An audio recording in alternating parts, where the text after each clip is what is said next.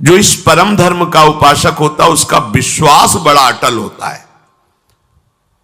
विश्वास को गोस्वामी जी बरगद वृक्ष की तुलना में कह रहे, बट विश्वास अचल निज धर्मा। विश्वास कैसा होना चाहिए? बोले बरगद वृक्ष जैसा। बरगद का जो वृक्ष होता है, बट वृक्ष, उसमें जगह जगह जड़ें निकल पड़ती हैं। अगर जड़ उखड़ जाए तो सैकड़ों जड़ें डालों में, वृक्ष नष्ट होने वाला नहीं। इतना मजबूत अपने आराध्य देव गुरुदेव पर विश्वास हो कि कोई रात दिन हमारी बुद्धि को विपरीत भरे तो भी हमारे विश्वास में कमी ना आवे। भगवद आश्रित का चमत्कार विश्वास होता है। हमें विश्वास है, बस ये बात तुम्हारी कोई छीनने न पावे तुम्हारे हृदय से। भेजे जाएंगे माया के पार्षद तुम्हारे विश्वास को नष्ट करने के लिए, और जब माया के पार्षद आते हैं तो तुम्हारे सामने दृश्य भी वही रख देते हैं। किसी भी दृश्य को पॉजिटिव और निगेटिव समझाने में 1 मिनट केवल लगता है। उसी को पॉजिटिव रख सकते हो, उसी को निगेटिव कर सकते हो। यह बुद्धि की कला होती है। तो माया जब किसी को भेजती है तो तुम्हारी सकारात्मक सोच और सकारात्मक दृश्य को नकारात्मक सोच और नकारात्मक दृश्य से पुष्ट कर देगी। आपको लगेगा हाँ बात तो सही है, अच्छा ऐसा, हम तो इसको ऐसा समझ रहे थे। नहीं नहीं, तुम गलत समझ रहे थे। और नकारात्मक सोच देने वालों का प्रभाव बहुत जोर का पड़ता है, क्योंकि पीछे हमारा नकारात्मक सोच से ही संबंध रहा है। देखो, हम आप तो जीव कोटि के हैं, जो ईश्वर की लीला में सम्मिलित हुए हैं, उनके ऊपर नकारात्मक सोच का प्रभाव बढ़ जाता है। हृदय में आपका विश्वास दृढ़ होना चाहिए। हमें प्रभु ने स्वीकार कर लिया है, हम प्रभु के हैं, हमारा निश्चित इसी जन्म में कल्याण हो जाएगा। जब नकारात्मक सोच वाले आपको इस विश्वास दिलाने के लिए आवे तो आपको बहुत सावधान हो जाना है। हमारे आपकी क्या बात, भगवत लीला में भी नकारात्मक सोच का प्रभाव पड़ जाता है। माता कैकेयी जी से जब मंथरा जी कहती है, तुम्हें पता है कल प्रातः राम को राज्याभिषेक होने वाला है चक्रवर्ती सम्राट पद पर? तो हां, बोल तुझे क्या चाहिए मेरे लाडले राम, राजा बनेंगे, आज तू प्राण मांगे तो भी दे दे। आप समझ नहीं रहे। मैं आपके साथ आई हूं मायके से, आपकी प्रियदासी हूं, और सब जगह मैं जाती हूं, सुनती हूं। तुम तो महल में रहती, तुम्हें पता नहीं। ये षड्यंत्र रचा जा रहा है। कल राम राजा बनेंगे, भरत को बंदी बना के जेल में डाल दिया जाएगा और आपको कौशल्या की दासी होना पड़ेगा। कहीं कुछ नहीं है, कुछ नहीं है। दुष्टा कहीं की, तेरी जबान काट लूंगी दोबारा अगर ऐसा बोली। जैसे दोनों नेत्र अपने को प्यारे होते हैं, ऐसे राम और भरत मेरे नेत्रों की समान। तू कैसी भेद बुद्धि, दोबारा बोली तो जबान काट लेंगी तेरी। थोड़ी देर बाद फिर बोली, को नृप होए हमें कहानी, चेरी छोड़ी न हो बुरानी। कोई राजा बने हमें क्या होगा, हम तो दासी रहेंगी। पर लोगों को क्या है, उनके सुख की बात बताओ तो बुरा लगता है और रोने लगे। कह के अच्छा बैठ, पास बैठ, निजी दासी है, क्या तू कहना चाहती? मैं सही कह रही, तुम्हारा बड़ा अमंगल है, तुम्हारा बड़ा अहित है राम का राज्याभिषेक होने पर। सही बात, महल की बात बता रही हूं, कौशल्या की दासी बनना पड़ेगा तुम्हें। तो फिर क्या कर सकती हो? तुम्हारे पास वरदान है ना, महाराज ने कहा था। हाँ है तो मांग लो ना, यही अवसर है। क्या मांगू? राम को 14 वर्ष का वनवास और भरत को राजगद्दी। आ गई बात समझ में, आ गई समझ में। कहां सुबह महामंगल होने वाला था त्रिभुवन का, भगवान राम राजा बनने वाले थे, और कहां सुबह तापस वेश विशेष उदासी, 14 वर्ष राम नंगे पैर भगवान को वनवास। दशरथ जी का प्राण त्यागना, स्वयं सहित कौशल्या जी का वैधव्य होना, महान कष्टों की वर्षा हो गई। ये नकारात्मक सोच ऐसा नहीं कि तुम्हारी बुद्धि को न बदल दे, बहुत इसमें पावर है, क्योंकि ये सब माया के रचे हुए यंत्र हैं। इसलिए इस परम धर्म के मार्ग में चलने वाले उपासक का विश्वास दृढ़ होना, नहीं कुछ भी हो जाए प्राण समर्पित कर दिया। अब एक बार प्राण समर्पित है, जो होगा देखा जाएगा। राधा राधा राधा, कदम पीछे नहीं हटाना। निष्ठा विश्वास प्रतिपल हमारा बढ़ता रहे। इस मार्ग के उपासक को अपने आराध्य देव में विशिष्ट भाव रखना है। अपने आराध्य देव, जैसे जब हमसे तत्व रूप में पूछा जाएगा तो सर्वत्र मेरे आराध्य देव हैं। यह हमारे आराध्य देव का सगुण निराकार रूप है। सगुण निराकार रूप है। राधा वल्लभ लाल जी ही सबके हृदय में बैठे हैं। सगुण और निराकार, सब जगह व्याप्त है।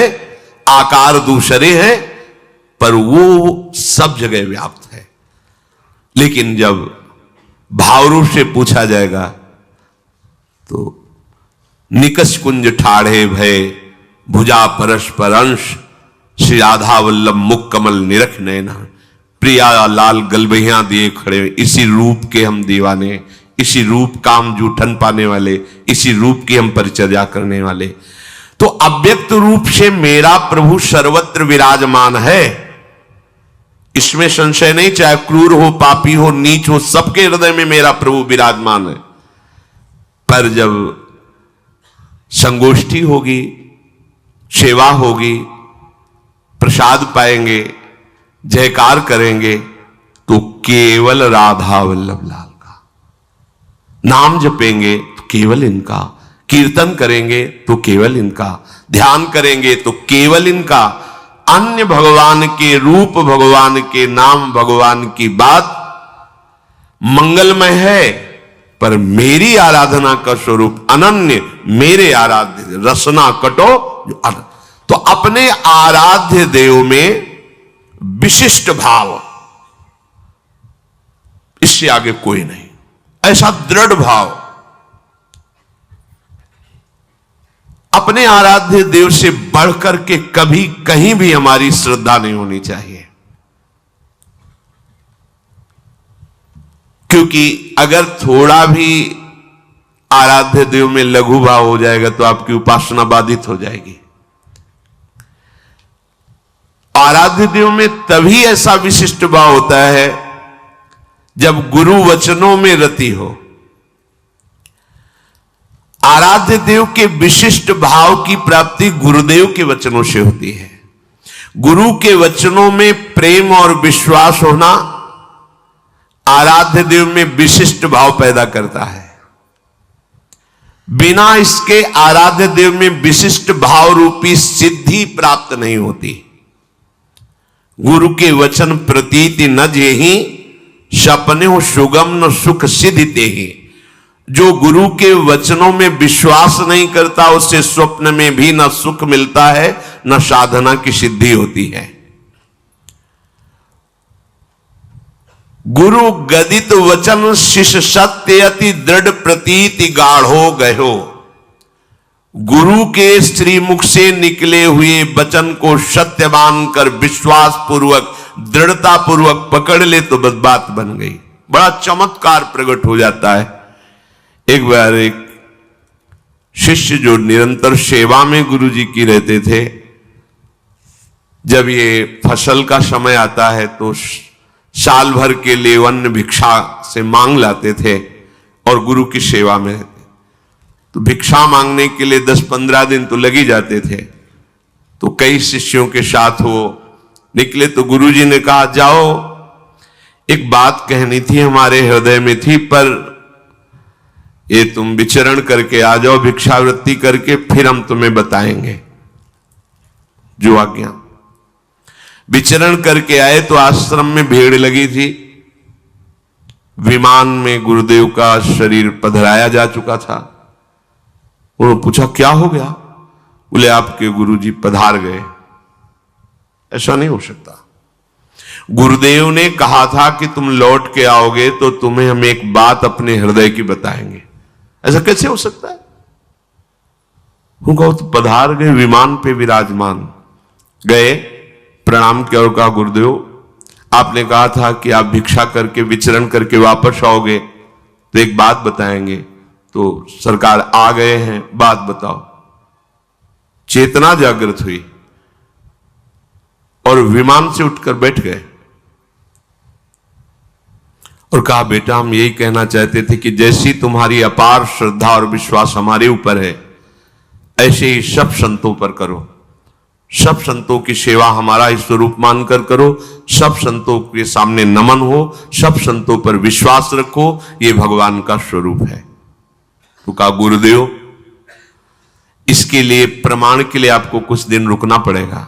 अब हम 1 वर्ष आप जैसी ही संतों की सेवा करेंगे और फिर आप जब कह दोगे कि हाँ ठीक है, फिर आप जैसी इच्छा हो आपको, आप हमें अपने समीप रखो या आप प्रियालाल के समीप जाओ, आप परम स्वतंत्र हैं। पर 1 वर्ष आपको रुकना पड़ेगा इस उपदेश को प्रमाणित करने के लिए। 1 वर्ष और गुरुजी रुके, 1 वर्ष बाद फिर पधारे। ये चमत्कार निष्ठा में प्रकट होता है, गुरु वचन पर प्रतीति।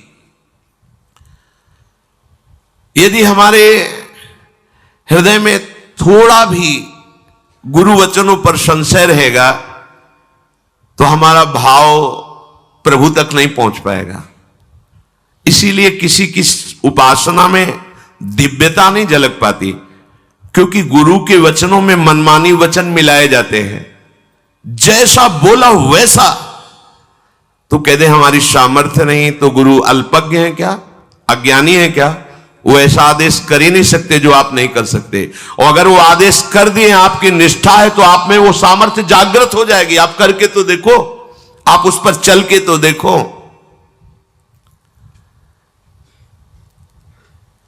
एक आदेश पालन के विषय में उदाहरण आता है। श्री समर्थ स्वामी रामदास जी महाराज अपनी मंडली के साथ एक जंगल में गए तो देखा कुआं भी है, छाया भी है, ठाकुर जी विराजमान किए, बैठ गए। जल लाओ, तो जल लाया गया, तो उसमें बहुत से पत्ते झरझर के डाली से गिरे थे, तो दुर्गंध आ गई। होगा इतना सुंदर जल जंगल में है, अगर ये दोष रहित हो जाए तो बहुत से प्राणियों के पीने योग्य हो जाएगा। अच्छा, 20 शिष्य थे।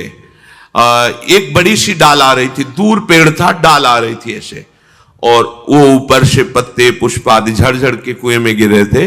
तो हमें वृक्ष को हानि नहीं पहुंचानी, केवल कुएं के ऊपर जो डाल आई उतनी काटनी है। तो कुल्हाड़ आदि साथ रहती थी, क्योंकि ठाकुर जी थे, तो रसोई अमनिया करने के लिए जैसे लकड़ी मिली तो उसको अपने रसोई के हिसाब से अमनिया करते थे। तो बोले इसमें चढ़ जाओ और उतनी ही डाल काटो जितनी कुएं पे आ रही। तो उधर से अगर पेड़ की तरफ से काटेंगे तो बहुत लंबी डाल थी, और आदेश सरकार का केवल इतना ही था, उतना ही काटना। इसका मतलब जिधर पत्ते हैं उधर बैठकर उतना ही काटना है। तो वहां वकील महाराज जी जो काटेगा वो तो मर ही जाएगा, कुएं में जाएगा। बोले इससे हमें कोई मतलब नहीं। अंबादास जी नाम के एक संत शिष्य थे, उनका भगवान ये सेवा हमारे हृदय में उत्साह हो रहा है करने का। सब शिष्य बैठे हैं, वो उठे, पेड़ में चढ़े, डाल में धीरे धीरे ऐसे करके आए, इधर आए, कुएं के ऊपर वो जो डाल का स्वरूप था उधर पकड़ करके बैठे और काटे। जे ही काटे तो डाल से ही अंदर कुएं में गए। अब हाहाकार मच गया शिष्यों की, प्रभु वो तो डाल कटना था। ऐसे बड़े निरपेक्ष दिखाई दे लगा, ये क्या लीला है, तुम मर जाएंगे। अब वो जब डाल कुएं में गिरी तो प्राण बचने की संभावना नहीं, क्योंकि ऊपर से डाल, नीचे जल, जल में जाके तो डूबना ही होगा।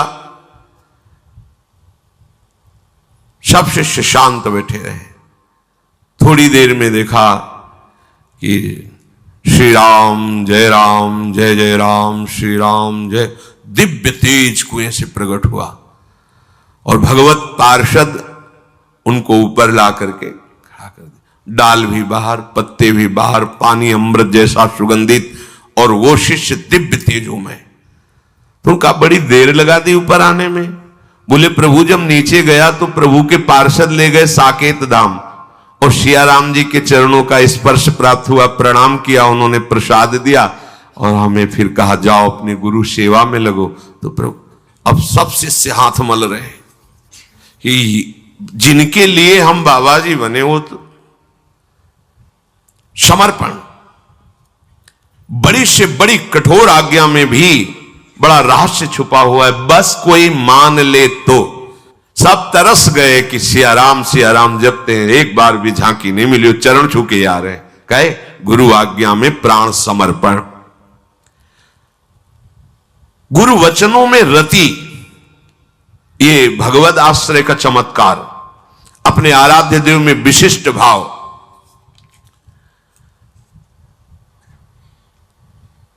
जिसने भगवान नाम को और भगवद आश्रय को स्वीकार कर लिया उसे कभी कहीं भी कोई डिगा नहीं, और उसके सामने छल कपट नहीं चल पाएगा। एक श्री मथुरादास जी नाम के महापुरुष हुए हैं, तो बस कहे तिजारे मांझ भक्ति रस रास करिए एक बात ताको प्रगट सुनाइए। आयो बेशधारी को करे सालिग्राम सेवा, डोलत सिंहासन पे आन भीर छाइए। स्वामी के जो शिष्य भयो तिनहु के भाव देखी, वाही को प्रभाव आए कहो ही भाइये। नेक आप चलो उरीति को बिलो किए जू, बड़े सर्वज्ञ कही दुखे नहीं जाए। मथुरादास जी तिजारी ग्राम में निवास करते थे। वैसे संतों का जो ग्राम में निवास होता है वो जगत मंगल की भावना से होता है। किसी भी गांव में जहां जो संत वास्तविक भगवत प्रेमी रहते हैं, वहां से भिक्षा लेकर उनको निष्पाप करते हैं, शिक्षा देकर के भगवत प्राप्ति कराते हैं, क्योंकि उनके श्रीमुख से नाम कीर्तन भगवत चर्चा होती ही रहती है। नंद नंदन की अनन्य उपासना करते थे। ये राजस्थान में ग्राम है तिजारे में, वहां वो रहते थे। जो भी समीप आता वो कुछ ही दिनों में ऐसा भक्ति रंग में रंग जाता, कुछ प्रभु के नाम में प्रीति हो जाती, समस्त असद आचरण छोड़ देता। बहुत से शिष्य हो गए, बहुत से अनुयायी हो गए, पर जो वास्तविक भजन नहीं करते हैं, भेष धारण करके संत का ठग वृत्ति रखते हैं, उनका अलग प्रभाव होता है। वो ज्यादा दिन चलता नहीं है। हम कहते हैं नाम घोष से क्या नहीं हो जाएगा, नाटक करने की क्या जरूरत है।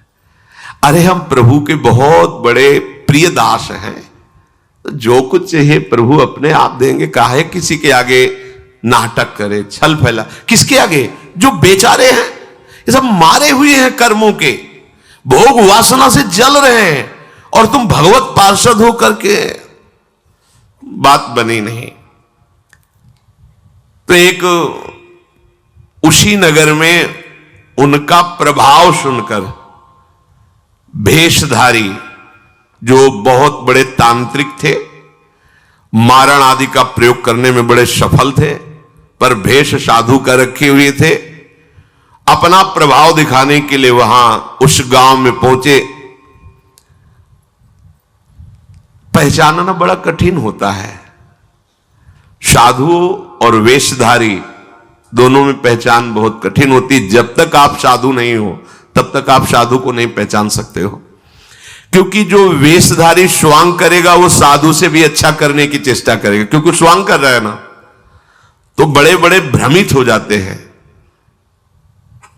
दर्शन भक्त अनूप सेवक जी ने लिखा है, पर रूप न शोभित प्रीति बिनु, और प्रभाव उनका ऐसा भरम भटकत भूप, बड़े बड़े राजा भ्रमित होकर उनके शिष्य बन जाते हैं। वेश का ऐसा प्रभाव है।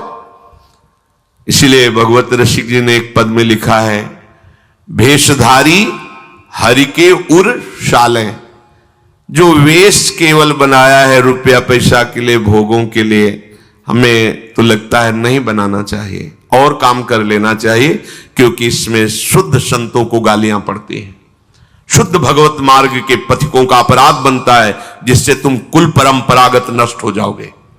जो वेश धारण करके संतों को गालियां दिलाते, कुल परंपरागत नष्ट हो जाएंगे।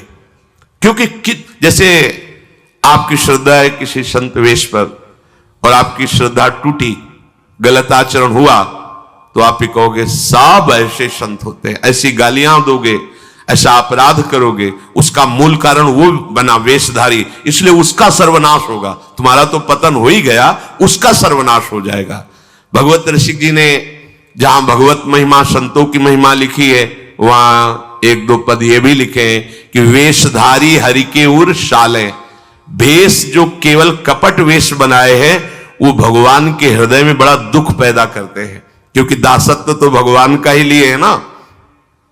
बोले ये लोग दंभी लोभी कपटी नट से शिष्णोदर को पाले। शिष्ण कहते हैं जनेन्द्री को, उदर कहते हैं रसेंद्री को। उदर का संबंध रसेंद्री से, मतलब रसेंद्री के स्वाद से पेट भरते हैं और जनेन्द्री भोग के लिए लालायित रहते हैं, पर ये भेष धरे होते हैं भगवान के दासत्व का, साधुता का। बोले गुरु बने घर घर में डोले, नाम धनी का बेचे, परमारथ सपने नहीं जाने, पैसा नहीं को खींचे।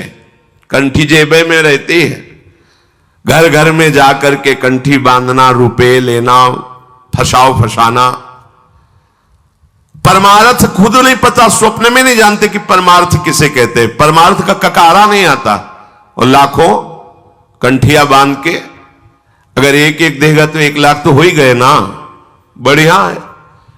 हमने तो आज तक ऐसे साधु कभी एक नहीं देखे जो साधु रहे हैं, वैसे खुद और दे ऐसे देखा है, ऐसे करते नहीं। पैसे देने वाले का आदर कभी साधु के यहां नहीं होता, अगर आदर हो रहा है तो साधुता में कच्चाई है। धनी अभिमानी पदाधिकारी पैसों वालों का आदर साधु के यहां नहीं होता, अगर होता है तो कच्चाई है, सच्चाई नहीं है। सच्चाई होगी तो जान रहा है कि जिसके द्वारा भेजा गया है हम उसको देख रहे हैं, तेरे को क्या दे, तेरे को लग रहा है। तो हमने एक बार कसम खवाई थी, 3 बार कहा था तुम्हें तुम्हारे आराध्य देव की कसम है, अगर ऐसा लगता हो कि यहां तुमसे पोषण होता कभी मत देना, क्योंकि हमें पता है हमारा भरण पोषण हमारे गुरु से होता है, आचार्य से होता है, इष्ट से होता है। जिसने सृष्टि बनाई वो तुमसे सहयोग नहीं ले आए, अकेले बना लिए, तो हमारा भरण पोषण करने के लिए तुम्हारे जैसे को निमित्त बनाने की जरूरत नहीं है, वो तो तुम्हारे सौभाग्य उदय करने इसलिए निमित्त बना दिया। नहीं वो ऐसे भी जो स्वर्ण का पहाड़ है 4 लाख योजन का, कितने सुनार लगे उसको बनाने में है?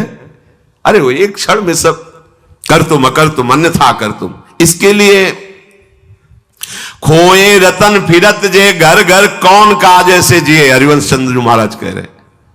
इसके लिए भटकना पड़े कि कोई मुझे धन दे दे, कोई मेरा चेला बन जाए तो मुझे भोग सामग्री समर्पित करे, तो इसका मतलब अभी परमार्थ का पता नहीं है।